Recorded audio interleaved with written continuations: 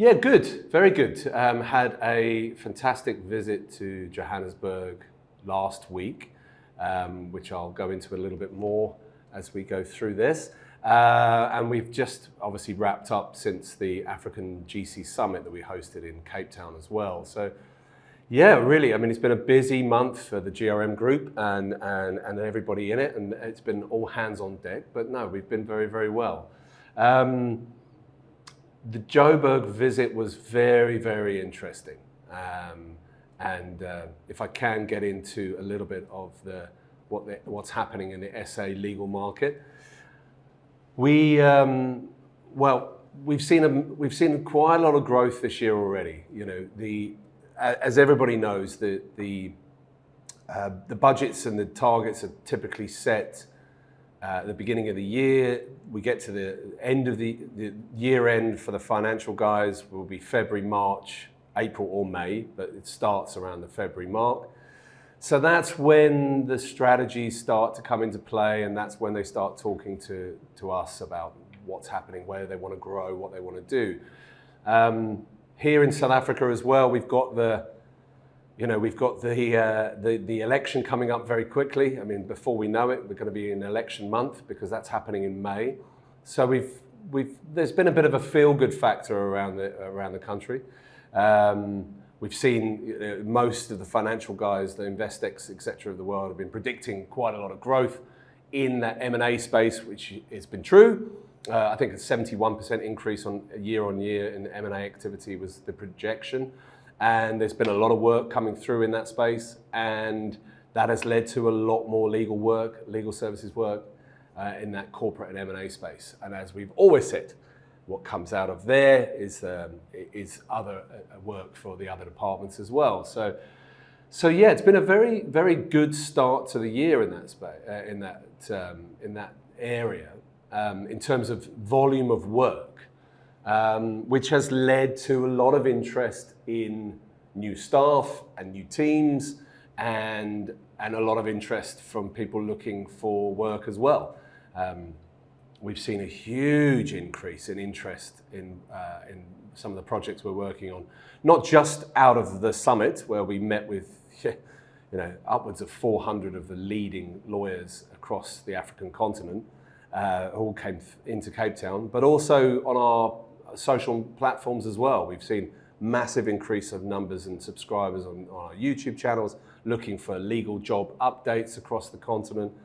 We've seen an enormous increase in our Substack channel subscribers, where we put all of our job advertisements and the mandates that we're working on, and across all our other social platforms as well. So generally, the market is seeing a nice uptick of interest in legal jobs, and because of the level of work that's going on. The main area of that being corporate and M&A. You know, the mandates we're working on at the moment, whether that be with large, shall we say, South African local law firms, but with a nice presence, top 20 law firms, or whether it's international law firms, or whether it's big five, there is a demand at the senior level for corporate and M&A experts, typically people with a book of business that want a better platform and more flexibility in what they're charging their clients, maybe more resources, maybe to join, people who are looking to join firms that have got better associates or a larger number of associates that they can tap into so they can deliver work for their clients. There's a lot of movement going on, a lot of interest, a lot of growth, and I think, or certainly our projections from what we know and from our research team, is that that's going to be set to continue for the rest of this year. What happens next year is yet to be seen. Other areas where we're seeing a lot of growth as well is in, again, at the partner level, whether it be insurance and construction and mining, litigation, to name a couple. Again, we've got the needs from certain clients in the law firm side of things, certainly in Joburg, a little bit in Cape Town, at the senior associate level in tax, partners in tax, finance, some project work and infrastructure work as well. So in all areas that we would typically specialize in, there are opportunities for the right lawyers who want to take the next step up. So things are going very well in that space. There's also a little bit of growth in the employment side of things as well. So anybody who's out there who's a partner or an associate that's looking for a move into a leading employment practice, let us know, because there are opportunities. There's some interesting things that have been happening in the market, and again, I don't want to speak out of turn here, but there's some moves that have been made that I've seen that I haven't really made sense. I mean, again, those who work with us know that we have huge focus on tracking the economy of the country, tracking the markets, tracking the companies within the markets, tracking financial performances, tracking what's going on in terms of the company performance, because these companies are typically the clients of our law firm clients. So that will then depend on what work's coming through for the law firm. Therefore, it will have a knock-on effect in terms of how much hiring is going on. So we track this a lot, and there was quite a lot of interest about a month or so ago in the insolvency and business rescue side of things. And there were some big moves made by some of the law firms, and it didn't really make sense to me to be hiring teams in that area. And I say it doesn't make sense to me because, again, I feel like I'm a broken record sometimes, but I've been doing this for a very long time in multiple markets. And what that's shown me is that insolvency BR space is even when it's a downturn, even in 2007, 8, 9, during the global financial crisis, there wasn't a massive uptick in the need for more and more lawyers. It's never a massive department. So, when firms are coming out and hiring 4, 5, 6 people, it just doesn't make any sense to me. It's not a rapidly growing market, unlike a space like tax or private equity or corporate or litigation, where and here more so than most countries, employment, where there's a real there's space to grow. So, in terms of moves in the market that really didn't make any sense to me, that those insolvency and business rescues moves, were a bit strange to me. But I'm sure that those people will get on absolutely fine. We're constantly asked a lot of questions by job seekers. I mean, look, we know the stats. There's almost 30,000 lawyers in South Africa.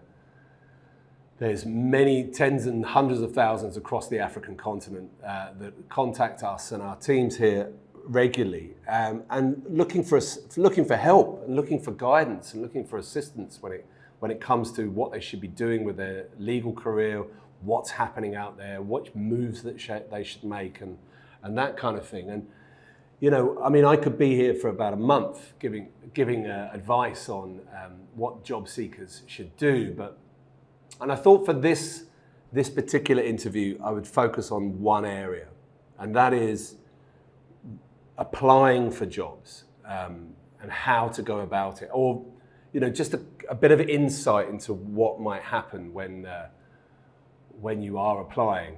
We've got a great video and article on our Substack channel, which outlines what happens when I apply for a job on LinkedIn. I would suggest everybody log on to the Substack channel and have a read of that.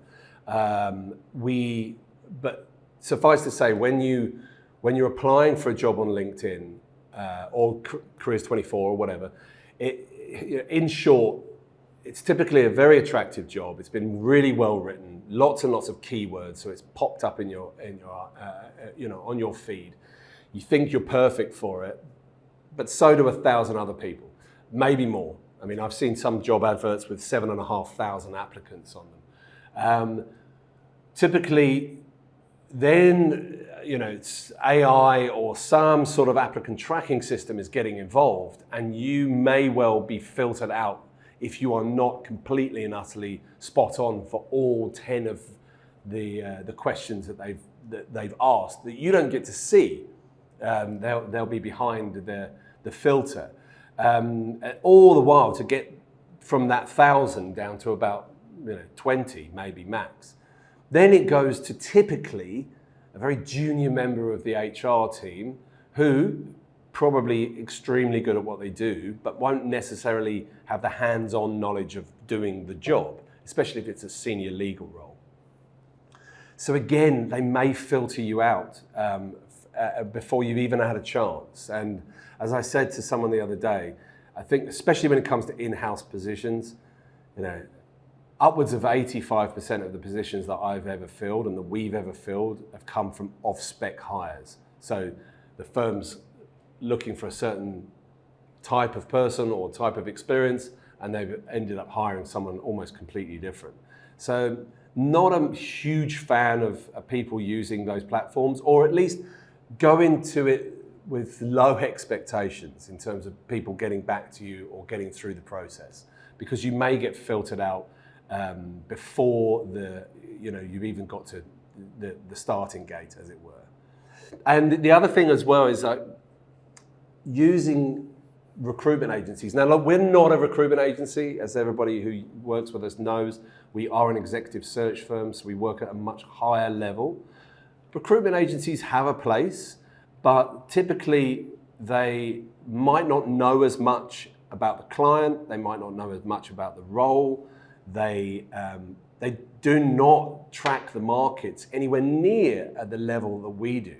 So they won't understand where that role that they're telling you about, if it indeed exists, where it sits within the strategic positioning of the firm and of the practice, and what's going to happen after you've joined. So there's a lot of questions that people can ask of their recruitment agency. Be prepared to make sure that you know where your CV is being sent, because obviously, again, a lot of these agencies work on commission only, so it's in their interest to get you somewhere. So whilst I love that energy and drive, it just means that they might be sending your CV out to lots and lots and lots of places without you necessarily knowing, which could be detrimental. So again, I mention all of this just as a warning, really, and sort of inside, lifting the veil on some of the things that can happen in the marketplace when you are looking for jobs, because we are asked all the time. I mean, myself and my colleagues are asked, emails and phone calls coming in on a daily basis. So I think what we'll do is as we go along in this series, we'll give more insights as we lift the curtain on legal jobs and searching for legal jobs. And obviously, since we've completed our summit, we've noticed that there's been a huge uptick in opportunities and dare I say, us being more visual in other parts of Africa as well. There's conversations that I've been having with firms and corporates in Tanzania and Kenya, Nigeria, and Morocco as well. And we're working on some projects in Namibia. You will see perhaps through our Legal Unicorns podcast that we've just done some work in Botswana. And last year we did a lot of work in Senegal and Cote d'Ivoire as well. So we're really spreading out into other African markets as they grow as well. So if there's anybody out there that's really looking to either use us to hire in those markets, or to look at moving to those markets, please let us know, because they are building and growing all the time. And really, I mean, that's sort of, brings me on to what's coming next with us. I mean, there's so much going on at the moment at GRM Towers. We are, again, on the back of the various summits, our events team is looking at, at the calendar for the rest of the year.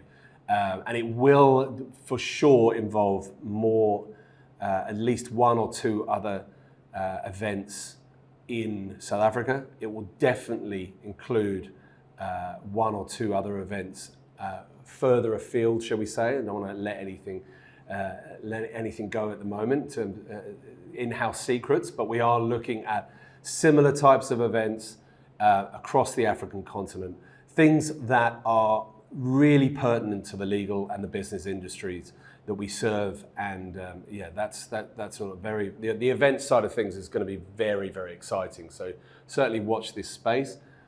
Obviously our business partner in the summit series as well is hosting a summit in October in Dubai. Now, Dubai is an interesting market because not only obviously from an opportunity perspective for some of the lawyers that we work with, but also because there are across the Gulf region, but certainly in Dubai, there are a number of in-house GCs and heads of legal that also cover Africa. So it really does link the two jurisdictions together. So I'm threatening to go at the moment and maybe be a part of that October summit. Happens to be my cousin's 50th birthday in Dubai as well, the week after. So I might just tie the two together. But it will be a really interesting one for the GRM group. I've done a lot of work in the Middle East, but not for quite a while, but really go there with that focus on what are some of those firms and corporates doing in the African markets, and hopefully creating some work and some opportunities really for some of the lawyers that we work with on the continent here. And next week's a big week for us. We've got a bunch of fantastic new starters, starting with the GRM group. It's especially in our executive search and recruitment teams. Those of you who follow us on LinkedIn will see them popping up all over the place. But it's going to be quite a lot of work and a lot of onboarding for us next week. But the people that we've selected, the people that we're bringing on and strengthening the teams here are really to solidify our position as the number one legal executive search firm and research firm in Africa. That's why we're expanding. That's why we're growing. We're expanding cleverly and carefully with the right people, and we're very much looking forward to them joining and joining the teams and helping us with our current projects. But as we expand across the region as well, helping us with those as well. So yeah, watch this space. It's going to be a big week.